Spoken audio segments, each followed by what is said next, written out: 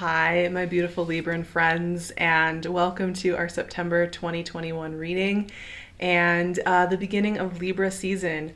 A season that I think is so important in the year. This equinox always speaks to me in big ways. I learn a lot and is a time of discernment and clarity. And we have a lot of energy moving through Libra this month. Of course, we're going to start with Virgo energy. We're going to have Virgo season till the 22nd when it moves into your sign. So this is going to be 12th house spiritual energy. And this is a time where we can really get in touch with, when you're working with 12th house energy and energy's moving through the sign right before you, that you can really get in touch with your soul and your spirit and deepen your connection to the divine, so that in entering Libra season, you're really ready to take that spirit into the world. And so this is a fun and beautiful time of rebirth and growth for Librans. And yeah, we're going to have Mars in your sign this month. We're going to have Mercury beginning its pre-shadow in your sign and starting its retrograde on the 27th. Obviously, the sun is going to move into Libra on the equinox. So we have gorgeous amounts of energy pouring into your sign. There's going to be a real emphasis on the Libran way of seeing. And I was thinking about this a lot. Like, as I was sitting with your energy, the question came up, what version of the world do you want to create in the way you move through it? And how, as a Venus-ruled sign, as a sign that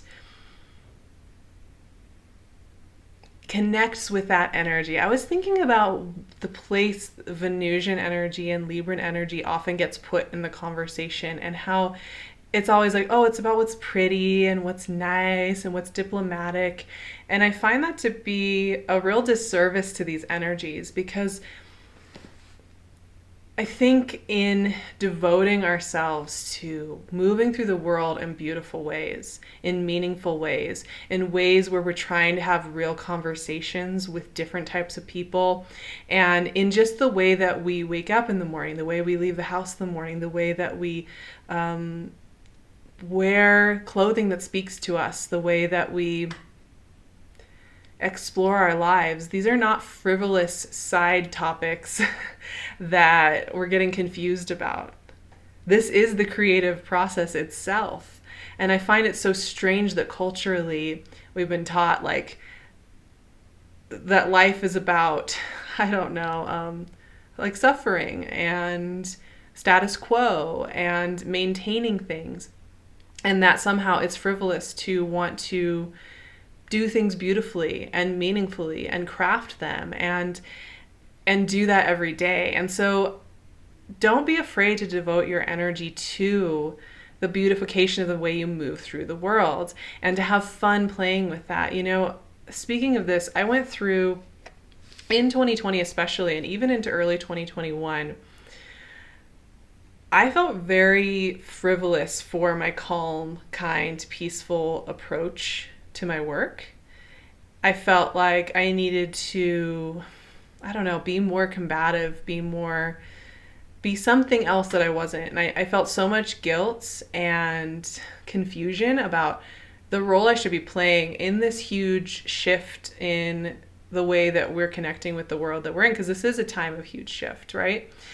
And I remember feeling so frivolous and wanting things to be beautiful, wanting things to be soft and warm and kind, like feeling like I was missing the point, you know, because so much of our culture is like, how can we repeat the traumas? How can we get ourselves more worked up, right? And like that message is so around. And in that phase, you know, I really was shut down last year, as so many of us were, but I didn't want to admit it at the time. I was like, no, I'm fine. I'm happy. I'm good. But I was going through a lot last year, as so many of us were. And the more I've been thinking about it, especially in 2021, I've been realizing that in each of us devoting energy to the beautification of our lives, and it's not always frivolous stuff. It's in the creative process. It's in the way that we show up to our relationships, our conversations, in the way that we put together our homes, the things we craft in our lives. This is where things start. If we don't start cultivating that beauty in the little moments. How are we going to do it in the big ones? You know, I don't know why that there's this standard of like, well, just ignore all those little moments that you could be crafting in your day and just skip to like the big stuff and you'll know how to do it. Like any skill set, I think in letting ourselves be beautiful creators, it's something that we cultivate as a skill and gets better and better and stronger. 5 of Pentacles. What is going on with this card? I kid you not, this is the 3rd time this card has come out in the monthly readings. It just does not want to be put down. And I think that's really interesting as a collective message if 5 of Pentacles is wanting to be center stage. 7 of Cups. Because 5 of Pentacles is about not feeling worthy and being cut off from divine. I think as soon as we stop letting ourselves see beauty in things, see beauty in our own creative process, see beauty in the way we devote our energy to throughout the day, is the first part of cutting ourselves off from the divine. And it's so easy to do because our culture says that stuff isn't valuable. That stuff is frivolous. That stuff is extras. That stuff is Ace of Swords, clarity, my friends. Yes, that stuff is unnecessary, nice, but kind of superficial. Isn't that frustrating, Libras? I always feel like it must be so frustrating and Ace of Pentacles. Hello. All right. It must be so frustrating to be a sign. I mean, we all like a good tease, right? Like every sign gets read at some point. But I do find like with Libran energy, it's so often misunderstood and kind of put over on this, oh, it's pretty, it's nice, it's diplomatic, it's cute, we like relationships. And it's like, to me, that is such a disservice to the sign because it's essential. This is essential energy. It's relational energy. It's energy that has to do with cultivation of something beautiful. It doesn't just pop out of thin air. There is a craft to this whole thing. There's a craft to the expression of beautiful things that then become a part of the culture itself. So, all right, let's talk about these cards though. Now that I've had my little rant here about how important it is to let ourselves have beauty in our lives and cultivate beauty in our lives, like please, please everybody let yourself do that. 5 of Pentacles. Like I said, the first place we cut ourselves off from feeling worthy and the divine is when we say, I'm not worth. It's not worth it. It's frivolous to want something beautiful in my life, to want to create something beautiful, to care about beauty. This can also, when I see 5 of Pentacles show up, it's where we feel we're not allowed to be ourselves. We're not allowed to show up and that we have to shut it down. And we just have to kind of live in this detached state. So just notice, this is an interesting month just in the year as we enter Libra season. Before that, as we move through Virgo season, it's a time to really check in with yourself and just notice where maybe you've grown, changed, and where you maybe need some more reconnection, where you're craving more reconnection. Notice those places that are crying out to you because they're really great information and there's no need to denigrate it. We don't need to fear 5 of Pentacles. Just notice where your soul is saying, hey, over here, can we come back to creating over here? Can we come back to exploring over here? I'd love that. And it's interesting for me because we have 5 of Pentacles, which is the most detached, feeling really far from the divine, right? Which we've all had days and seasons of life when that feels very real and very intense and really scary. But we also have 7 of Cups, which to me is it's like swimming in the waters of the divine all day, all night. This is a card of deep dreaming. And yes, this can be a card that is associated with getting into delusions and illusions and getting confused. And we do have a full moon in Pisces this month on the 20th, which is going to be landing in your 6th house. But for me, 7 of Cups, that's a really disempowered way of looking at it. 7 of Cups to me is almost like lucid dreaming. This is about letting yourself. So where 5 of Cups is like, well, no, not going to let myself feel with my intuitive knowing. I'm not going to let myself create or be beautiful. I'm just going to stay out here and feel detached. 7 of Cups is the opposing energy in many ways. I'm going to dive in there and see what answers, gifts, knowledge are trying to come and meet me? What is trying to speak to me right now? So trust your intuitive guidance, right? Let yourself, what this is telling me is it is more important than ever this month. Get into a meditation practice, get into a walking meditation practice, any kind of meditation. There's so many different varieties. It doesn't just have to be sitting and breathing.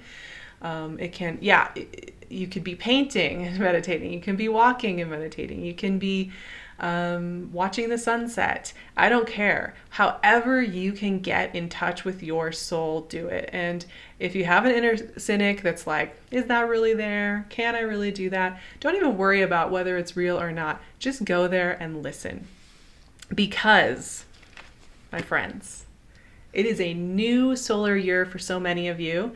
I know Libra rising out there, it kind of is, yes. But if you're a Libra sun, this is a new solar year. Ace of Swords, Ace of Pentacles, new beginnings, new answers. And I love seeing this for Libra because it feels like it's time, right? Doesn't it feel like it's time for some aces in life?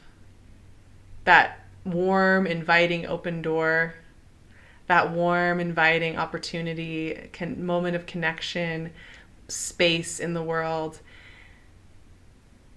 It feels like September comes, it's such an interesting month because it starts off a little muddled, a little like, whoa, where's everything? And it ends up with clarity.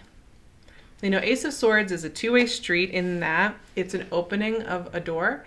Also keep in mind when you're working with Ace of Swords that it means cutting out anything that's not working for you anymore. And that can be obviously more intense things like shifting friendships or whatever and changing location. But I think also Ace of Swords, one of my favorite ways to connect with Ace of Swords that isn't as dramatic is to clear out old drawers, clear out my closet, clear out any items that just are not a part of my life anymore. And it's interesting how in creating that space, other parts of my life start making more sense. So you can connect with Ace of Swords energy. Just know that this is a time of clearing out for you and making space. And then Ace of Pentacles is about those seeds being planted, right? So where Ace of Swords to me is about making the space and getting that clarity in making the space, Ace of Pentacles is about receiving. And it's so important. It's so important to remember that, like, when we don't feel worthy of receiving, when we don't feel worthy of our soul, when we don't feel worthy of the beautification of our lives, when we don't feel worthy of the artistry of our lives, it's very hard to receive, isn't it? And in taking some time to center, to hear the soul, to focus, we are much more likely to hear and receive. So take the time, have fun with this month, my friends, of tuning your antenna to the synchronicities, to the joyful connections, to the beauty. Make a scavenger hunt of the whole thing. Look for those connective threads. Look for the answers that are wanting to come in. Have fun with it. You're allowed to do that. And as much as we sometimes want to be super logical, super practical, that can only do so much for us. It can only do so much for us. It's so essential that we take the time to connect with our soul, connect with the magic of the universe, and allow beautiful answers to come in. So with that, I want to wish you all a beautiful beginning to Libra season and to this time of equinox and shift and recalibration. I wish you joy. I wish you clarity. I wish you creativity. I wish you self-trust. I wish you beautiful, loving connections and a creative artistic month like never before. I would love to see you on Patreon. We're going to be going through all this because we are going to have this Mercury retrograde coming up in your sign. I think a Mercury retrograde in Libra is quite powerful and will be really interesting to explore. So I'm going to be offering a lot of extra support there, as well as every week we'll be talking about what's going on. I love to support you there. You can also find me on my Instagram and my website. I would love for you all to stick around, like, subscribe, and we'll keep this conversation going as we move into the second half of Libra season in October. I love you, and I'll talk to you soon.